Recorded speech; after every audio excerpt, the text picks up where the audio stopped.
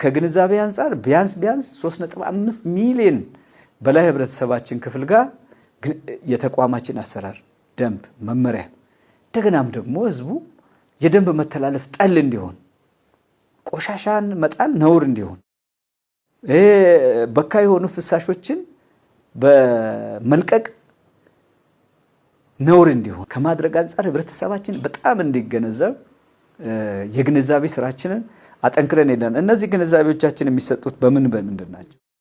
አንደኛ በሚዲያዎቻችን ናቸው። እንግዲህ እንደሚታወቀው አዲስ ሚዲያ ከኛ ጎን ነው። በዚህ በሚዲያችን በመጠቀምም እኛ ይህንን ስራ የሰራንበት አለ። ይሄ እንዳለ ሆኖ ደግሞ ቤት ለቤትም የቅድመ መከላከል ኦፊሰሮቻችን እየሄዱ የሚሰጡት ግንዛቤ አለ። ከዛ ውጪ ደግሞ በተለያዩ የንቅናቄ መድረኮች ከወረዳ በክፍለ ከተማ በከተማ ደረጃ ደግሞ ህብረተሰቡን በመሰብሰብ በማወያየት የምንሰጣቸው ግንዛቤዎች አሉ።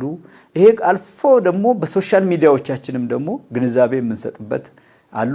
ከዚህ አንፃር የግንዛቤ ስራችንን በጣም ከፍ ያደረግንበት እንደውም ይዘን ያለነው ግንዛቤያችንን እንጨምር ካቀድነው እቅድ ቀጥሎ ደግሞ ቁጥጥራችንን እርምጃችንን እንቀንስ። እርምጃችንን እንቀንሰው ለምንድን ነው? ወንጀሉ እንዳይኖር እናድርግ። ቤት ሳይገነባ እንከላከል፣ ህገወጥ ጎዳና ላይ ሳይወጣ እንከላከል፣ ግንዛቤ እንስጥ የሚል